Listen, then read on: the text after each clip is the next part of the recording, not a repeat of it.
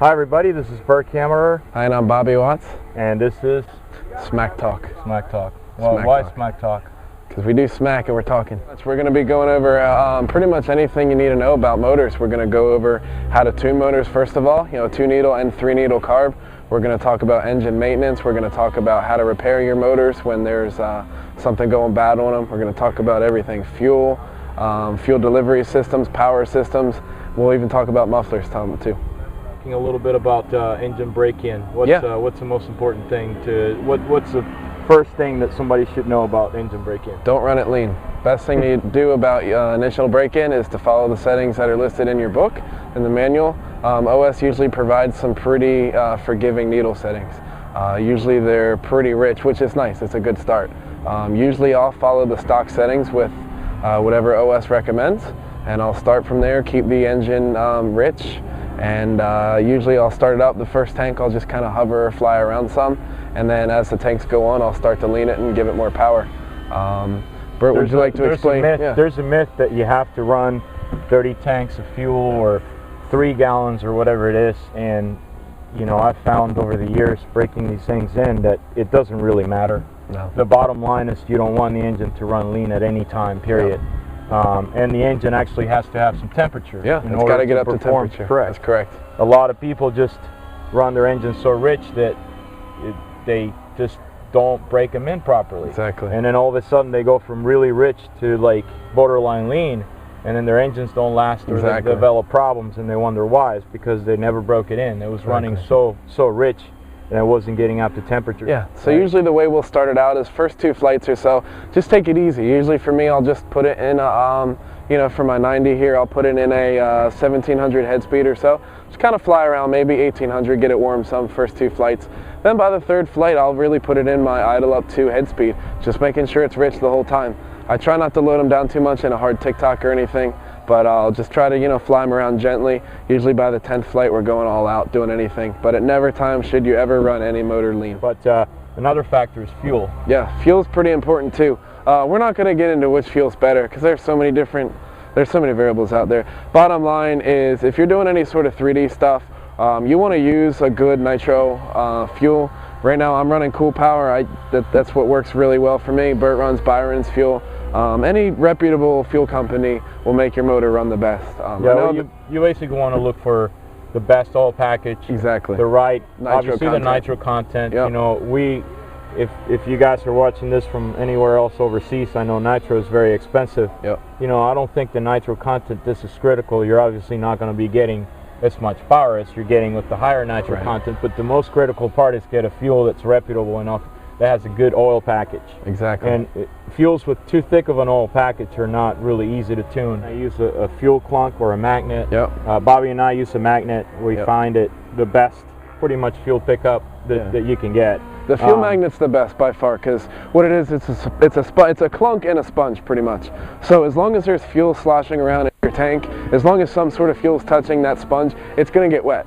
I bet you could probably just keep the sponge in one place during the flight and you probably wouldn't even notice it. But since it's flopping around just collecting fuel everywhere, it works great. The clunks and the bubbleless clunks are nice, but for instance, if you're in a nose down situation where you're running out of fuel, the clunk can't bend enough to pick up fuel, so you're going to flame out. And one important thing to mention too is a lot of people believe that the bubbleless clunk is the best thing since sliced bread. It isn't. No. It does not work. It's the same as, okay, it may work. It's a clunk. Yeah. The bubbleless clunk is a clunk. It's the same thing. Yeah, it doesn't replace a fuel magnet. No, the fuel magnet is very special because it sits there and it just collects fuel. That's the biggest thing. The biggest thing people run into with fuel magnets, the biggest concern we've both heard, is the fact that they'll wear away quickly. Now if you're running muffler pressure, that means your line from your muffler is running into your fuel tank just like an OS50, OS55 to give it pressure, then in that case it will eat away at your fuel magnet very, very quickly unless you fuel up. You have to fuel and your it's tank. not a problem. Like I did it that way. I was running the OS91 with muffler pressure, and I left fuel in the tank every time. Like as soon as I was done flying, I put some fuel in the tank, and when I went home, the helicopter was stored with fuel in the tank. And store it with fuel. That's no problem. It's no problem. No problem. Right now, Bert and I are running motors. Let's say on my 90 right here, we're running a new regulator from OS, which gives it crankcase pressure, like a YS, where your muffler is plugged, but all your pressure is coming from the engine. and it just compresses your fuel tank. It'll even make it bubble out a little bit. Now the advantage of that is there's no dirty fumes coming into your tank. It's your fuel line, however long it takes you to change it in your actual fuel pump, that's how long your fuel line is going to last. It's very consistent. It's a very consistent thing. It doesn't eat up your magnet at all. It doesn't eat up your fuel line. But if you're running muffler pressure, for instance, unless you keep that tank full of fuel, you're going to be replacing your fuel line in the tank. Or if you have a fuel magnet, you're going to be replacing that pretty often. And for high performance applications, if you guys are into 3D and you have a 90 size model, I highly recommend using a fuel magnet. The clunk, like we said, is not going to cut it. I've gotten away with it on a 50.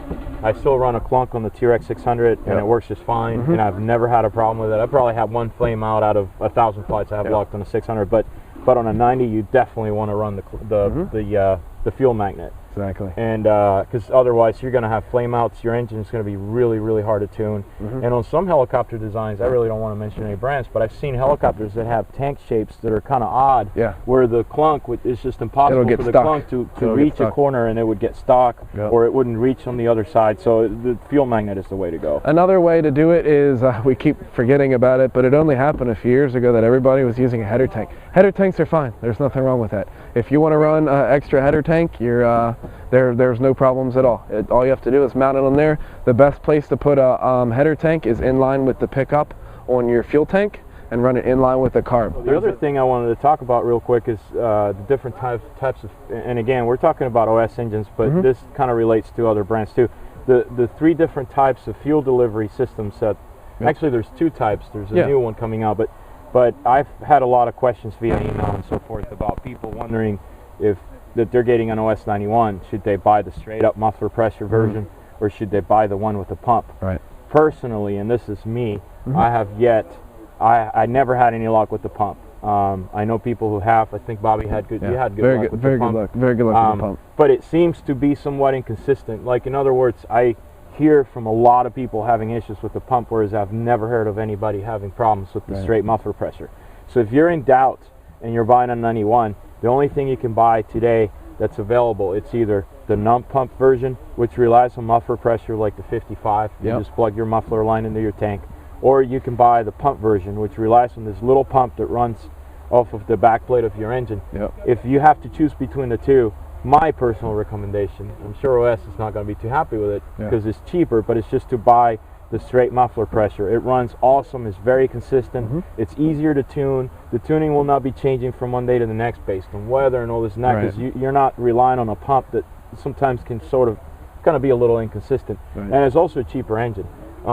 Now, when it comes to other types of fuel delivery, like, then there's the pressurized system, which is what Bobby and I are running now. This is not available. I think it should be available in the spring. Spring of 2010. Now, this is something that I do recommend if you're a high performance, a hardcore 3D pilot, because this is, like we were discussing before, number one, you don't need to worry about leaving fuel in your tank because your magnet is not seeing exhaust fumes.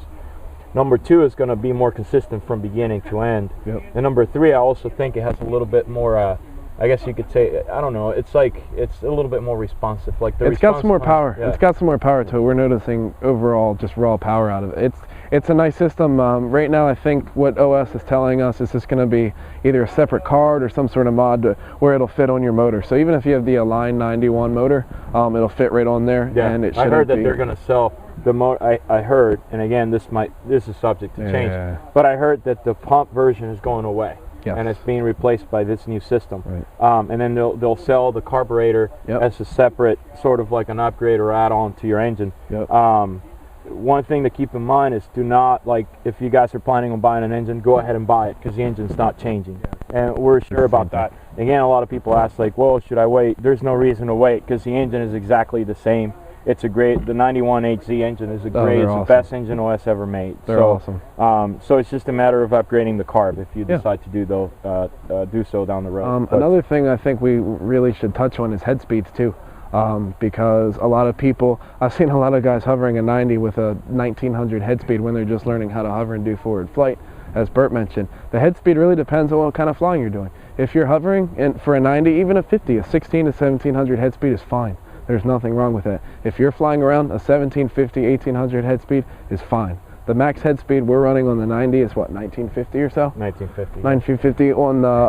On the 50s we're running them 2000, 2100, 2250. 2150. Going beyond that, I've seen guys flying to 700s at 2000, 2050. Yeah, all you're doing is you're shortening the life of the motor. It's too much. That's all you're doing. It's too much. Really, so the way we kind of figure out the head speed is if that's your power band. Let's say if your motor makes the most power on a 90, let's say it equates to 1900 RPM. You want it a little bit more. You just want a little bit of pop. So once you have that pop taken away, that grunt is taken away, and it's happy head. And you actually get to that at that point. You get to that right RPMs. Right. Okay. I think we've gone over a good amount of stuff. The only other thing that we can really think of is mufflers. Obviously, mufflers make your motors go, so you need them. Right now on the 90, I'm running the Hattori SB20. It just works. I think the Hattoris for all the 90s within the past 3 years have been the best mufflers. They consistently run very well. They make lots of power, and they make power rich. I don't feel like I have to really tune my motor real lean to make power. I feel like even when it's rich, it'll make some good power. On the 55 here, we're actually finding that the OS pipe, or the Funtech pipe in this case, the Funtech pipe is definitely the way they're to making go. the most and I hate power to say right it, but it's the same as the OS pipe. Same thing. And it's cheaper. Yep, it's the same. The Funtech pipe, I think it's an A350, something like that. That's what the number is. It's the same pipe as the OS. It just comes through a different. It just gets printed with a different name. Channel, yeah. Okay, let's talk a little bit about engine tuning here. The most important thing to keep in mind is that there isn't really a right or wrong way to go about tuning your engine. Depending on how much power you want to get out of your engine, that's going to determine how much you want to lean it. In other words, if you're doing basic hovering, you're getting into Nitro right now, and you're doing basic flight, even inverted flying, loops, rolls, say autos, stuff like that, there's really no need to lean your engine to its maximum potential, because you're really not going to use the power. Most Nitro motors nowadays have so much power that they're capable of powering your helicopter through the maneuvers that you're doing. So for practical purposes, I'm going to show you how to tune an engine for maximum power for hardcore 3D.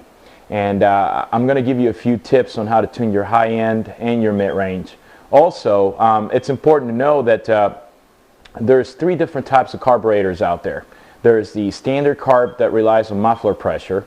You have a carb that's it's a pump system. It's actually only employed by OS engines right now.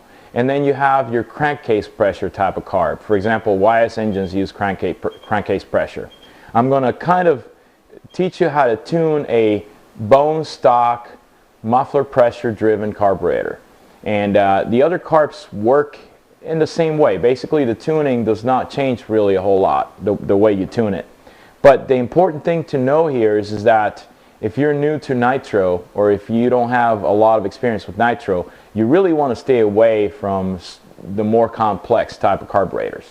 Pump systems, for me, they've never worked. I have never had any good luck with them. They're a little bit too finicky with the needle settings, depending on how the pump is operating. The crankcase pressure systems, for example, OS is about to release one in the spring of this year, and I'm running that, and that's awesome because that provides a very consistent run from beginning to end of the tank, and it also gives you a little bit more power. I think that the response between the mid-range and the high-end is better. Straight up muffler pressure is still the most proven design. It works for everybody. It's easy to tune, and that's usually what I recommend for the most part. So aside from that, we have to kind of understand the differences between a 2 and a 3 needle carb. 3 needle carbs are capable of regulating your 3 ranges. So your engine has 3 ranges of operation. It has your low end, your mid range, and your high end. The 2 needle carb has 2 needles, one for the low end and one for the high end. Your low end needle is basically a screw. It looks like a screw. And your high end looks like a normal needle. So both of those needles are controlling the mid range at the same time. In other words, if you lean the low end too much, you're leaning your low end, but that kind of bleeds through the entire range. So your mid range is getting leaner too.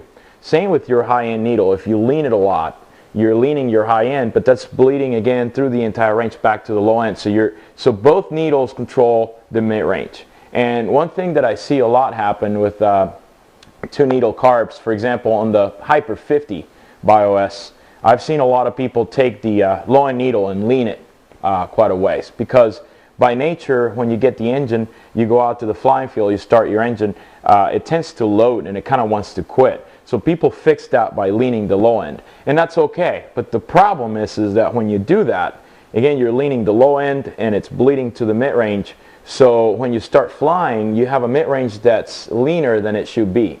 So as you start tweaking your high-end needle, by the time you get to the point on the needle where you're happy in your high end, your mid-range is going to be lean. So I highly encourage you guys not to touch the low-end needles on most of these carburetors. I know OS does a great job at setting the idle needle at a really good setting out of the factory, and so most of the other manufacturers do the same thing. So when you get your engine, just go out to the flying field, leave your idle needle alone, don't mess with it, and then set your mid-range and your high end at a very conservative setting to begin with, usually by the manual. For example, on a Hyper 50 as an example, I would set my high end at about 1.5 turns to 1 3/4 turns. On a OS 55, I would set the high end at about, I would say about 1.5 to 1 3/4, and the mid-range at about 1.5. And say on a 91 muffler pressure driven engine like on a Line H or an OS HZ, I would put the high at about 1 3/4 to 2 turns and the mid at about 1.5. Again, in all these 3 case scenarios, I would not even touch the low end needle. I would just go out and fly and try it out like that first. So we're going to go ahead and go to the flying field, and I'm going to try to do my best at teaching you the fundamental differences. In other words, what to look for, how to know if your engine is rich or lean. And it's really difficult, if not impossible, to teach you guys how to tune an engine in a few minutes. But I think the key here is to teach you what to look for. What are the signs of an engine that is running rich? What are the signs of an engine that is running lean? Generally, if you're running rich, believe it or not, you're always going to have more power than if you're running lean. Do not run these engines lean. If at any given moment you have any kind of doubts while you're tuning your engine, instead of leaning it, always richen it. If you're in doubt, just go ahead and richen that needle. Because once a Nitro motor runs lean, even if it's just for a few seconds, its performance will degrade for the rest of its life. Alright, so we're going to start showing you how to tune the engine. I'm going to use T-Rex 700 for all practical purposes. This is in a Line 91H motor, and so you can see that's your high-end needle, your low idle screw, and your mid-range needle. What I'm going to do is I'm going to show you first what a very rich engine sounds like. Then I'm going to land and I'm going to lean it drastically, and I'm going to show you what a very lean engine sounds like. And then after that, I'm just going to go ahead and start tuning it. I'm going to go back to the rich side. I'm going to start leaning it and show you how I tune it myself. If you need a temp gun, if you guys are inclined to use a temperature gun, temperature gauge, I highly recommend that if you're not used to listening to the motor or looking for other signs. What you do is as soon as you land, you take your temp gun and you point it directly at this area right here, which is right behind the head, where the head of the engine meets the crankcase. And that's where you want to read your temperatures. Temperatures, you want to keep the temperature, I would say, not more than 220 degrees Fahrenheit. That's manufactured for most of the engines out there. I would be more comfortable running anywhere between 200 and 210 at the most. So, okay, we're going to give this a try. Okay, so we're ready to go here. The first thing I'm going to show you is what a rich engine sounds like and how it behaves. I'm extremely rich right now. First of all, if you look at the tail, I'm going to get it a little bit closer. Tail is a little jittery, and it doesn't look very happy there. A lot of people chase their tail problems thinking it's a gyro. Keep in mind, if your engine is not tuned right, if it's too rich or too lean, or if you have some kind of problem with the engine like bad fuel or a bent crank, you're going to see your tail showing you the signs. Sometimes gyro drift is also a cause of poor engine tuning. Poor engine tuning can lead to high frequency vibrations that actually show up in the tail. So, alright, so I'm going to go idle up. And I'm going to just do some basic tick-tocks here. Motor is like very, very weak. How do you know that this is a rich motor? Simple. You listen to it. It has no power, yet it sounds healthy. It has a lot of smoke. It's actually wanting to die. It has like no power. But as soon as I come off the pitch, this motor is going to recover pretty quickly, and the smoke is going to stay the way it is. As you can see, there's a lot of smoke there. So I'm going to come off the pitch now. See, very fast recovery, still smokes, no problem. This is the sign of a very rich engine, excessively rich. What I did now is I leaned it excessively, and I don't recommend doing this at home if you don't want to blow your engines. But basically this engine now is excessively lean. You're going to be able to tell the difference between the two. Still smoking. Head speed is considerably higher now. So I'm going to do the same tick-tocks. I expect this motor to get really, as I call it, upset and pissed off. And the signs that you're going to look for is it's going to run out of smoke. It's going to make weird noises. It's probably going to gargle or sound raspy. And when I come off the pitch, it's going to take a little while to recover. So here we go. I'm not going to talk while I do this so you guys can hear to the motor. Can hear the motor, sorry.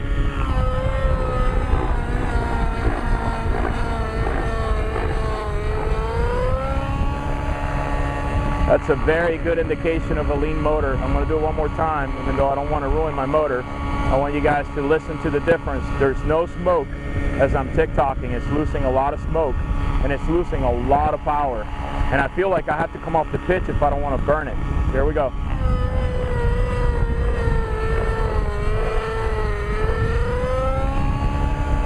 Very raspy sounding. Now notice this. I hit the throttle hold.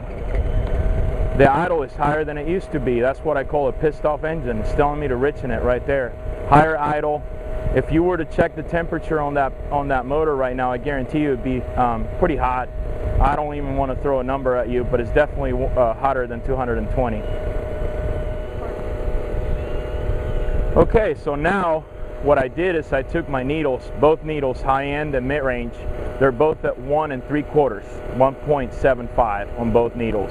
The idle screw is still left alone. I'm not messing with that. So what I'm going to do now is I'm going to start flying it, and I'm going to start punishing it. I'm going to do these hard tick-tocks like I was just doing earlier. But if you guys are not capable of doing that, another thing that you can do is you can try to put a lot of load on the motor and make sure you're on the high end. We're tuning the high end first. To make sure you're tuning the high end and you're on the high end, again, you would have to do tick-tocks really hard non-stop. Or you could do really big loops or really like tight, hard hurricanes. So for the video, I'm just going to do some tick-tocks, and I'm going to start listening to the motor, and I'm going to be tuning my high end. My mid-range is very rich, like I said before. Both needles are 1.75, 1 3/4 turns. The reason for that is we tune the mid-range last. And the reason why we tune it last is because we got to make sure the high end is tuned properly first. Once we get the high end tuned right, then we go ahead and proceed to tune the mid-range. So again, we're listening to the sound, we're looking at the amount of smoke, how healthy it sounds. We're going to load it real hard, we're going to come off the pitch, and it should recover fairly quickly. If it doesn't recover quickly, it means we're lean. If it recovers quickly and it sounds healthy, it means we're good. And we could probably keep leaning until we get there and then back up from there. So it should recover without a problem if it's not lean on the high end, because the mid-range is very, very rich. So here we go. Same tick-tock. Motor is pulling pretty good. How do I know I can get more power out of this motor? For most people, this would be a good power setup right here. See, I know I can get more power out of this motor because I'm used to the power that I can get. So I'm going to go ahead and lean it, and I'm going to start going here about a couple of clicks at a time.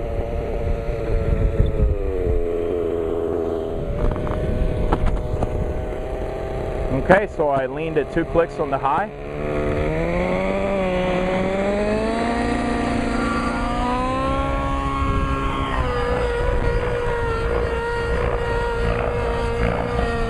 Pulling a little bit better. I'm going to see how it recovers when I come off the pitch.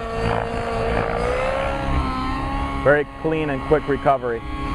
And basically, in essence, you keep doing the same thing until you get an engine that's happy, that's putting out a lot of power, that sounds healthy, and that recovers quickly. If at any given time you notice a lack of smoke or a raspy sound of any kind, go back out and start richening it again because you went too far.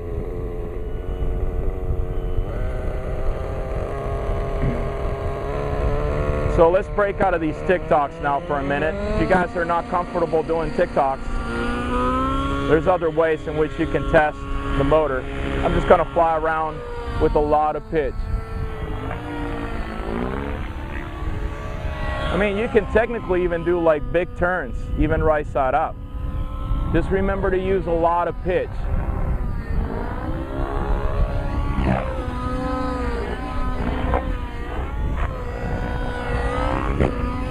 Now, if you're comfortable with sideways TikToks, you can do sideways TikToks. This motor is actually holding on to power pretty good. I'm going to let go of the load and see how quickly it recovers. And again, it should recover quickly because my mid-range is rich. Perfect, quick recovery. All right, so as far as the mid-range is concerned, same story. We already tuned the high end, making sure the mid-range was very rich. Easiest way to check your mid-range is you do a straight up climb, full collective, and then you go back into a hover. So you let go of the collective and come back to about half stick and go back into a hover, and you listen to that transition. And it should be a clean transition, no raspiness, no lack of smoke, just a clean, smooth, healthy sounding transition. Here we go. And as you can see, it's a very clean transition. Another thing you can do is you can go ahead and do a loop, and as you come through the top of the loop, you basically let go of the pitch on the way down, and you listen to that transition from full stick to half stick. And that's going to tell you there how the mid-range is.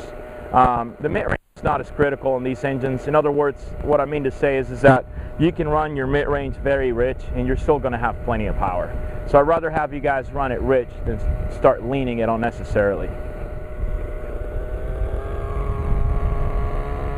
So again, another way to check the mid-range is just to do a big loop or even a stall turn. What you do is you go out and you use a lot of collective on your loop, and then you come off the collective here and you listen to that transition. I'm going to do one more. And as you can hear, that's a very clean, smooth transition. There's no raspiness or anything like that.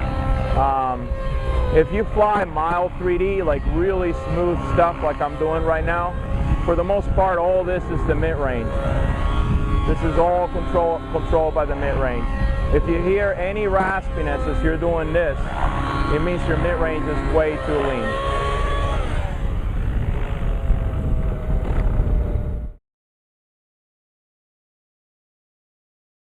Alright, so thanks for watching our show. Here's our special interview segment of our show. Our first guest ever is Mr. Rick. Everyone, Rick, you want to say hello? Welcome the viewers out there in TV land. Nice. Rick has been flying RC for about 5 years. RC helicopters for about 5 years and planes for... since 1978. It's a long time. So would you like to explain your fascination with helicopters briefly for the viewers? Yeah, I enjoy the helicopter because it's different and it's technically challenging, and it opens up new doors of perception as far as flying and 3D and things like that versus just linear behaviors like of the plane. It's a different, it's like an abstract type of aircraft. I've always had a fascination with vertical takeoff things and the lifting body projects that led up to the space shuttle and things like that. That's beautiful. Now, in the AMA magazine, you said that you're my spiritual advisor and my guru sensei. What is that? Well, that's just more or less like a celestial guide, kind of like an omniscient overlord type thing. So I'm your overlord. No, actually, I'm the overlord.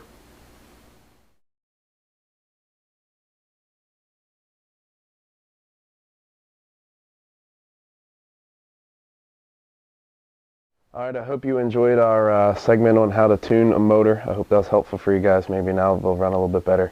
So now I'm going to show you how to take apart a motor, what to look for, how to change your rear bearing, and good thing that people also want to know too is how much RTV to apply to a muffler. This can help out some too. So anyway, first we're going to take apart the motor. All you need is a 2.5 and a 2. So that's pretty much it. Is to take off carburetor. Up there. Second step you want to do in order to change your rear bearing out is you want to take off back plate. In this case, this one's already out. I don't know where this one is. It's an old motor. Then we want to take off the head bolts.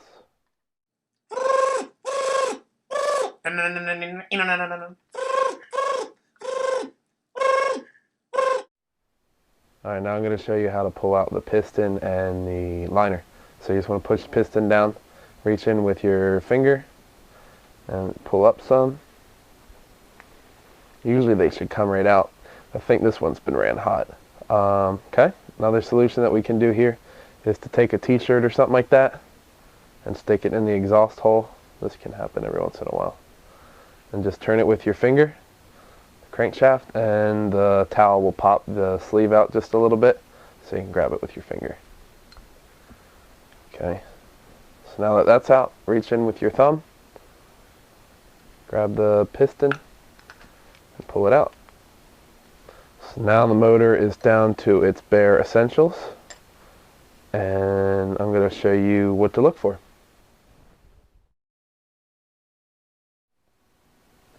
Alright, now I'm going to show you some close-ups of some of the motor components.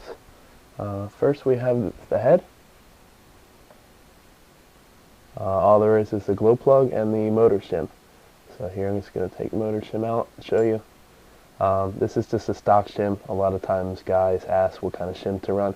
Just run the stock shim. Unless you have a Viper head, it really doesn't matter. Some fuels will make you shim it a little bit more, but I think most of them today are pretty decent with the stock shim. If there's any warping to the glow plug, or if there's any color, then it's been ran too hot. You want to rinse it up a little bit. Next thing I'm going to show you is the piston and the ring. In this case, this piston's in really good shape. The only thing you really want to be careful of is scoring this way, vertical scoring. If you have this, it means that you've been running too lean, the motor's gotten too hot. The piston will expand and rub against the liner and just make these scores. You'll lose power and it just won't be, your motor won't run too happy. Thing you want to look at here is the color of the ring. This one is all black, which is good. If it becomes silver and shiny like the color of the piston, then you know that you've been running too hot. If it's silver and shiny, I just recommend changing the ring and possibly honing the cylinder. I'll talk about that later. And that'll give you a lot more power and it'll just seem to run a little bit better. So this one's in pretty good shape, so you can see a good piston. This one, on the other hand, has been thoroughly abused. You can see the scoring right here. You can see also the ring is nice and shiny right there. So this one's just been run hot. I think this one was in a motor for over 2 years or something. Alright, another thing I wish I knew how to do when I was first taking apart motors was to remove the ring without breaking it. So hopefully I'm going to save you a trip to the hobby shop on a late Friday afternoon when you want to fly for the weekend. Anyway, so what you want to look for is the dimple in the piston. You can see it right there if I move it back and forth. So what you want to do first is put one side of the ring against the dimple, and then with the other side of your fingers, push it out this way. And then what you want to do is you want to work it around and just rotate it with your fingers, and it should just pop right out. Just like that. And you don't really want to bend it up or down this way. You just want to slide it out just like that with your finger. And to put it on, likewise, it's the same process. You just want to push it on a little bit, feel it around with your finger, and push it back on. That's it.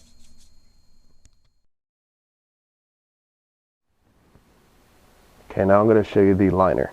Here's your liner. This one was probably ran pretty hot because it was difficult to remove from the engine case. So that's one thing. That's one definite sign that we ran too lean. Definitely richen it up. So here's the liner. The only thing you really have to worry about here are the vertical scores, the vertical scratches. Like once again, going up and down, in and out of the motor this way. If I can get the angle right, you can probably see the vertical scratches. Once this happens, what will happen is, just as I described before, your piston will actually rub against the liner, and this is what makes the vertical scratches. If your ring is just riding in the liner, that's where the motor is going to be happy and stay nice and cool. But as soon as the piston expands and starts rubbing it, that's where these scratches occur. Your motor is just going to run unhappy, and it's just not going to give you as much power. In order to get these out, this liner is still salvageable. I'd go to AutoZone or something like that and get a brake hone.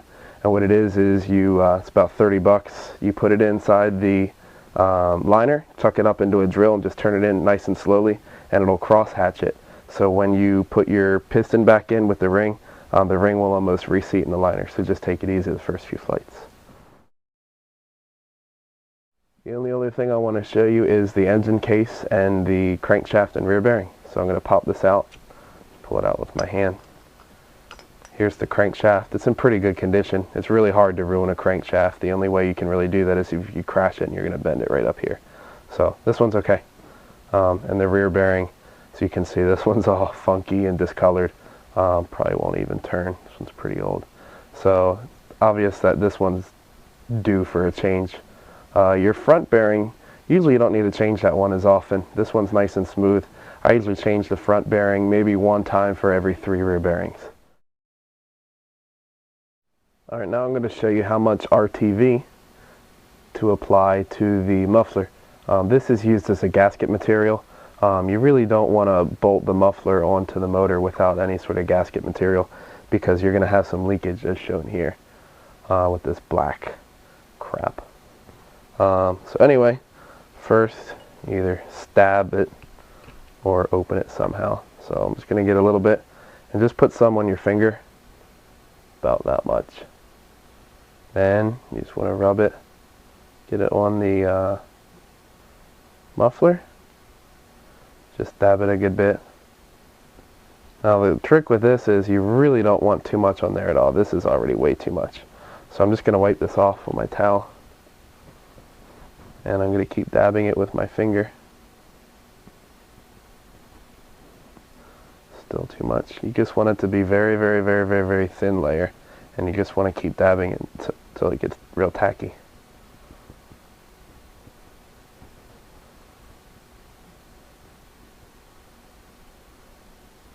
I'd say that's probably about good.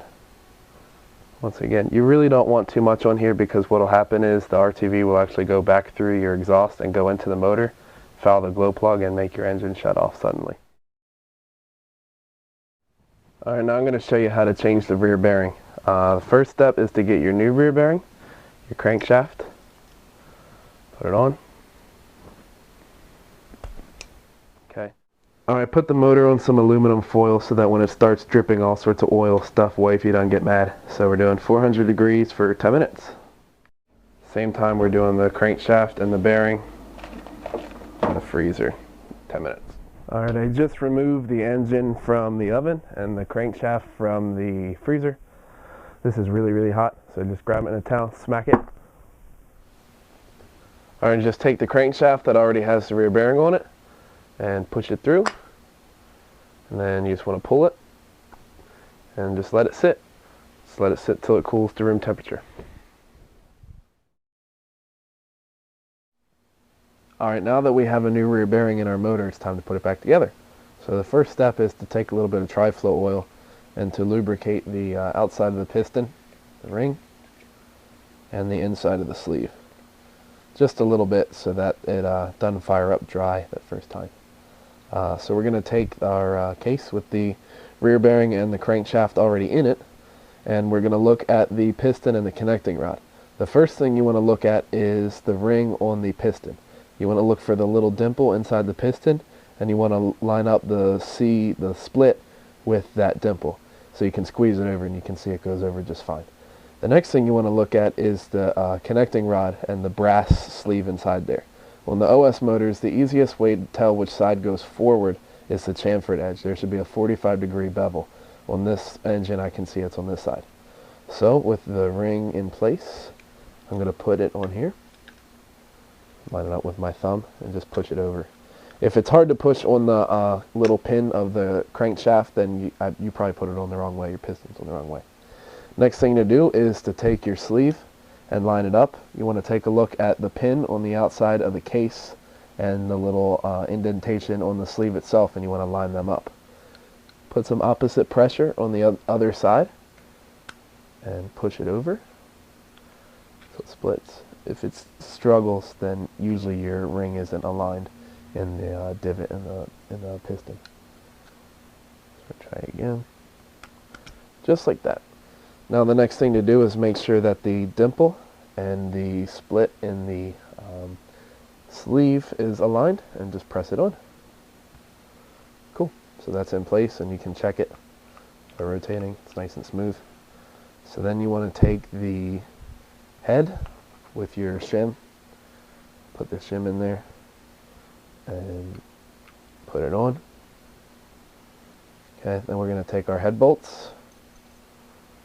We're going to tighten these up.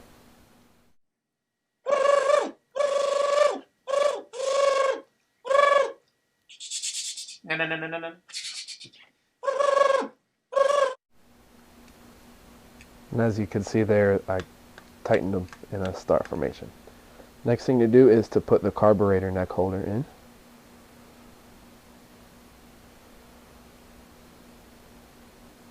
Then you want to put your carb on.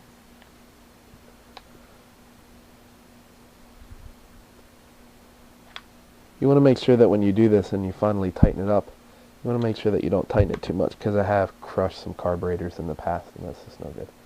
So line that up center.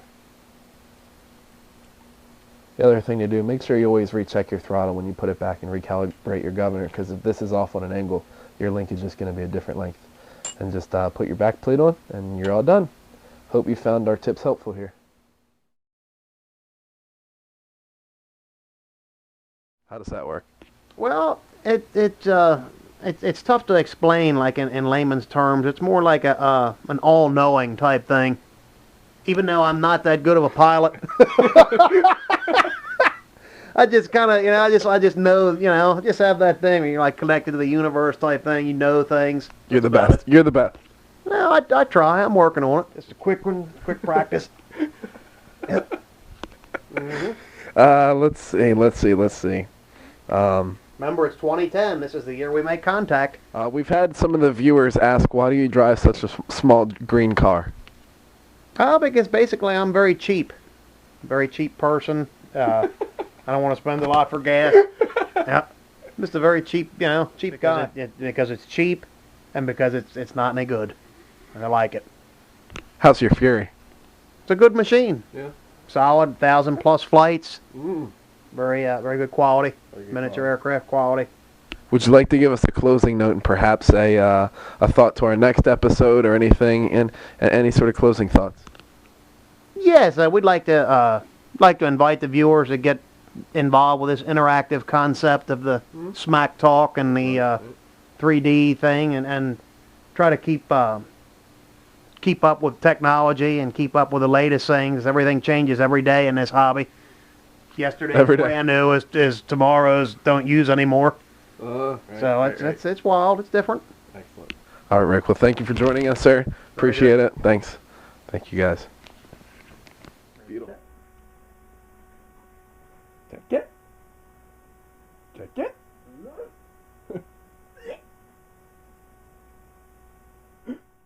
All right, thank you guys for watching our very first episode of Smack Talk. On behalf of Bert and I, we want to thank you for watching. We hope you found our tips useful. Please visit our website and shoot us an email if you have any questions about this show, anything that we did, or if you have any recommendations for another show. So until then, we'll see you next time. Thanks.